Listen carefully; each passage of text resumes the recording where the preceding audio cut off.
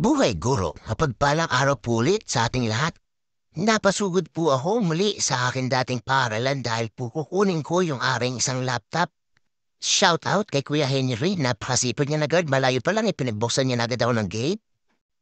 At kahit walang tulog galing sa outing ay talagang kailangan ko nga pong pumunta para kunin ang aring mga personal na gamit at mga documents o files sa aring opisina.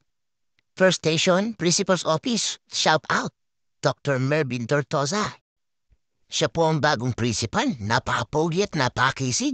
Shout out Miss Grace, ang school secretary, at si Ate Shea na miss ko kayo guys. Kaibigan ko yung mga principal yan, na miss ko rin si Dr. Erwin Lacorda. Siyempre, napakatikas na aking kaibigan.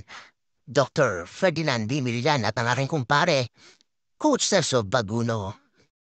Nalaman niya agad ni best friend na nandito ako sa school kaya dari-dari siya nagtungo at sinamahan niya ako para puntaan ang aking opisina. Ayusin ang mga gamit para maiuwi ko na sa bahay at makuha ko na yung mga personal files ko. Madalian din ako tinawagan ng aking kumpare at kaibigan, Sir G. June Gutierrez. Namiss ko talaga sila ng sobra, syempre hindi magpapahuli. Ang school OIC, Mr. Ronald Manicten kasama si Sir Jesse Panlilio. Napatakbo nga agad ng Ate Susan na makita ako. Gayun din siyempre, ang Ma'am Lenen Ramos. Tinabihan ko siya, namiss ko talaga to. Napaka-supportive niyan.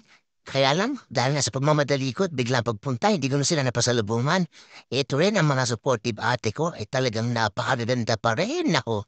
Napapatakbo din ang aking ate Mehan 14 nang makita ako. Napo, talaga naman namiss niya nga daw ako sobra. Nandito rin si Ma'am Merly Abuan at si Sir Pao. At ang dayo, pero taga rito, Idol. Boss Arnold, the transporter, Javier. Ang magandang tanghali sa dati kong guwapo sa palaro. Ingat, ingat. Muntik na ako maniwala na gwapo ko, pero ito, may isa talaga na number 1 na nang-uukray sa akin na miss ko, Sir Danny First Ansiado, kasama ang aking chairman, Ma'am Lila Sarmento, at ang aking mga co-teacher sa grade 6. Sandali nga lang ako natulog sa bahay at niyaya ako ng aking nanay at tatay kasama ang aking pamilya para sa isang hapunan kasama sila.